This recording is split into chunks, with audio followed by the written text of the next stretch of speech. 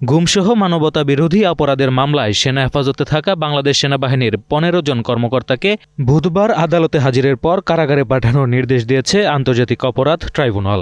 একই সাথে সাবেক প্রধানমন্ত্রী শেখ হাসিনা সহ অন্য পলাতকদের আদালতে হাজির হতে পত্রিকায় বিজ্ঞপ্তি দেওয়ার নির্দেশ দিয়েছে আদালত।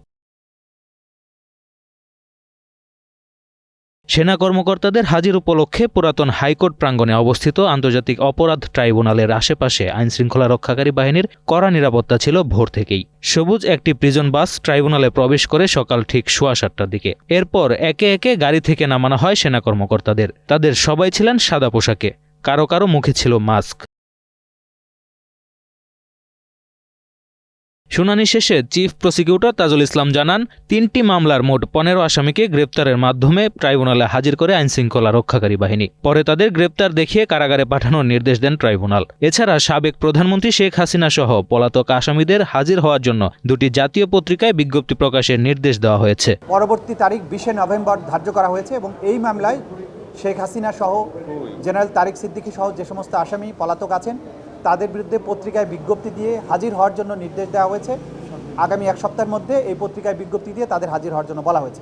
তাজুল ইসলাম জানান, আসামিদের কাস্টডিতে প্রেরণের নির্দেশ দেওয়া হয়েছে। কারা কর্তৃপক্ষ তাদের কোথায় রাখবেন এই অথরিটি কারা কর্তৃপক্ষের অর্থাৎ সরকারের।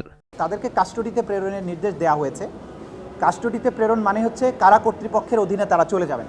কারা কর্তৃপক্ষ তাদেরকে কোথায় রাখবেন অর্থাৎ কোন জেলে রাখবেন, কোন সাব জেলে রাখবেন, ঢাকায় রাখবেন না চট্টগ্রামে পাঠাবেন না অন্য কোথাও রাখবেন, এটা অ্যাবসোলিউট অথরিটি কারা কর্তৃপক্ষের অর্থাৎ সরকারের।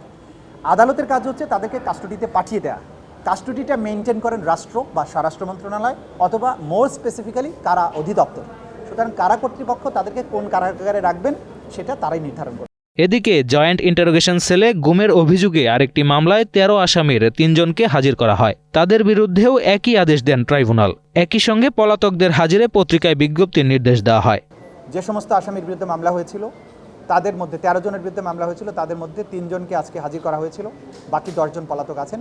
আদালত তাদেরকেও গ্রেপ্তার দেখিয়ে কারাগারে প্রেরণ করতে বলেছেন এবং আগামী 20 নভেম্বর ওই মামলারও পরবর্তী তারিখ নির্ধারণ করেছেন এবং একইভাবে পলাতক আসামিদের বিরুদ্ধে পত্রিকায় বিজ্ঞপ্তি প্রকাশের নির্দেশ দিয়েছেন 7 দিনের সময় দিয়ে। আসামি পক্ষের আইনজীবী জানান, আইনের প্রতি শ্রদ্ধাশীল হয়ে সেনা কর্মকর্তারা আদালতে আত্মসমর্পণ করেছেন।